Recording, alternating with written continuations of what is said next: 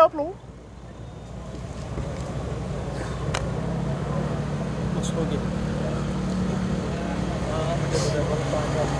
और लास्ट में आपकी मिसाल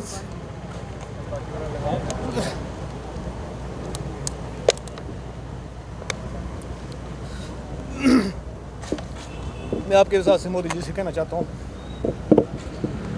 जितने जुल्म करने हैं कर लीजिए, हजूर अक़दस सल्लल्लाहु अलैहि वसल्लम के नाम के खिलाफ हमको बात सुननी नहीं चाहते। साजिश के तरीके से पूरे हिंदुस्तान के अंदर पहले हिंदू और मुस्लिम में डिवाइड किया गया। ये साजिश है, हमें समझने की ज़रूरत है इसको। अब जब जम्मू कश्मीर के अंदर आए तो पहले क्या नारा था, आपने समझा होगा उस नारे को कि भाई डोगराज खतरा में हैं, डोगराओं के लिए कुछ नहीं हुआ, कश्मीरी को वहाँ पर मलिन किया गया। उसके बाद क्या हुआ, जब पीर पंजाल रीजन के अंदर आप घुसे तो क्या किया बीजेपी ने, घुसते ही किया कि भाई गुज्जर और पहाड़ी। आज आप समझ सकते हैं, जिन लोगों की कब्रें एक हैं, जिन लोगों का पानी एक है, जिन लोगों के माल मवेशी एक जगह चरते हैं, जो लोग एक दूसरे की मौत और खुशी और गमी में साझे हैं, जो सारे लोग, वो आज दुश्मन बने बैठे हैं। किसकी वजह से? वो है ये बीजेपी और आरएसएस। ये डिवाइड एंड रूल पॉलिसी जो अंग्रेज़ों की थी उसको यहाँ पर इम्प्लीमेंट किया जा रहा है। आज जो ये यती नसीमा आनंद या क्या इस मालूम का नाम है, मुझे नाम नहीं इसका याद आता और मैं इसका नाम जो ज़बान से लेना भी नहीं चाहता। ये इसका आप अगर पैटर्न देखेंगे तो हर 3 महीने में, हर 2 महीने में, हर 4 महीने में ये एक बार ऐसा कमेंट ज़रूर करता है जिससे हिंदुस्तान के नहीं पूरी दुनिया के मुसलमानों के जो है दिल आज़ारी होती है। ये हमेशा करता है और आगे भी जो है ये मेरे को लगता है कि रुकने वाला नहीं है। और इसके पीछे कोई ना कोई जो सपोर्टिंग फोर्स है, आप समझ सकते हैं हमारी बातों को, चीज़ों को समझने की हमारी क्षमता है अगर हमारे लोग पढ़े लिखे हैं, कि कश्मीर के अंदर फेसबुक के ऊपर कोई एक कमेंट लिख देता है, उस पर UAPA लग जाता है और वो 5 साल तक किसी को मिलता ही नहीं है। 5 साल तक किसी कोर्ट में, किसी कचहरी में, किसी कानून में उसकी बात ही नहीं होती है। लेकिन एक आदमी हर तीसरे महीने जब बात करता है, ये आरामखोर जब बात करता है तो हजूर सल्लल्लाहु अलैहि वसल्लम के लिए बात करता है।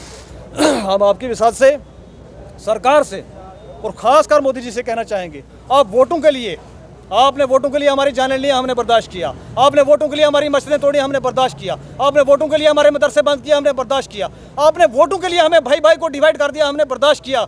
लेकिन अगर वोटों के लिए इस तरीके से इस मलून को खड़ा करके आगे आप और ये वोट लेने की एक तकरीब निकाल के, क्योंकि हरियाणा का इलेक्शन था और उससे 3 दिन पहले वो एक मीटिंग के अंदर करता है, वीडियो वायरल होता है कि भाई हजूर सल्लल्लाहु अलैहि वसल्लम के लिए गुस्ताखी करता है, तो ये हमारे लिए ईमान की हद तक जा पहुँची बात, हम इस पर कभी बर्दाश्त नहीं करेंगे। मैं आपकी विसात से कह देना चाहता हूँ, यहाँ से कोई आँख कान नाक इनका सुन रहा है तो सुन ले, हमारी माल, हमारी जान, हमारी जिंदगियाँ, हमारे माँ बाप, हमारे बच्चे हजूर सल्लल्लाहु अलैहि वसल्लम से कुर्बान हैं और कुर्बान कर देंगे, हम उसके पीछे नहीं हटेंगे।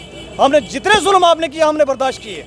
आज भाई को भाई से लड़वा दिया आपने, हमने बर्दाश्त कर रहे हैं ना, आप आपकी सियासत को बर्दाश्त कर रहे हैं। और दूसरी बात मैं आपकी विसात से यहाँ से कहना चाहूँगा, खासकर पीर पंजाल के अंदर जो इस टाइम पे जंग चल रही है, उसके लिए मैं कहना चाहूँगा पीर पंजाल के लोगों से, आज ना आपका वो बीजेपी वाला गुज्जर काम आ रहा है, ना आपका वो बीजेपी वाला पहाड़ी काम आ रहा है, ना वो बीजेपी वाला कश्मीरी काम आ रहा है। वो तो अपने पैसे बना रहा है, वो तो अपनी कुर्सियाँ लेके बैठा हुआ है।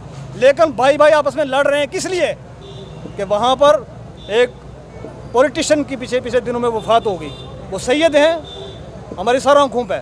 लेकिन मैं पूछना चाहता हूँ आज आपकी विसात से सवाल वहाँ के पीर पंजाल के लोगों से, क्या हजूर सल्लल्लाहु अलैहि वसल्लम से भी ऊपर हैं वो क्या? कि उनके लिए तो आपने प्रेस कॉन्फ्रेंसेस की, हर दिन प्रेस कॉन्फ्रेंस हुई, सुबह से शाम नहीं होने दी, क्योंकि उसके अंदर पोलराइजेशन हो रही थी और वोट डिवाइड करने की स्कीम थी।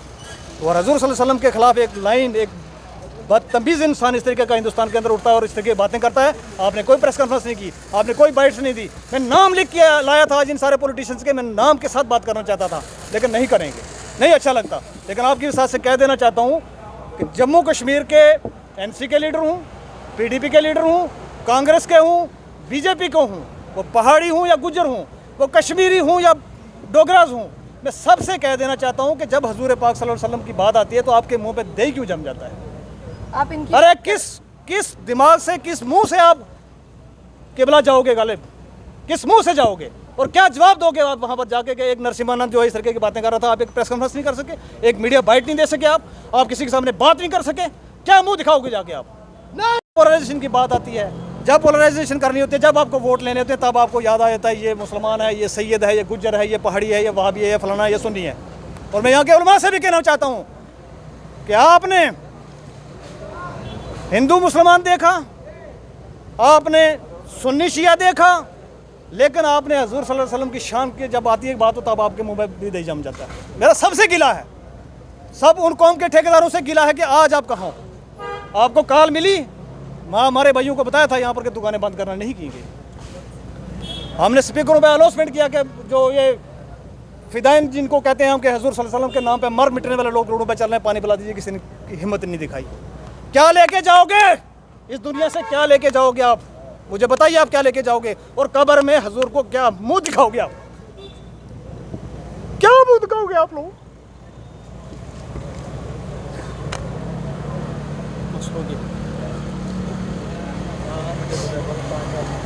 और लास्ट में ये आपकी विसाल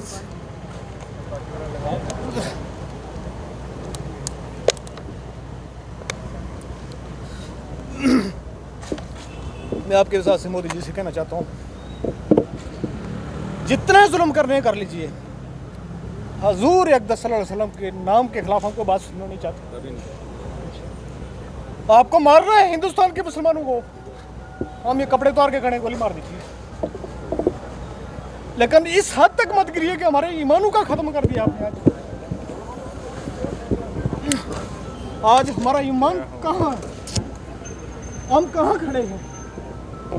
कल जब ये वीडियो देखा नमाज के बाद की बात है, मैंने बहुत सारे लोगों से बात की,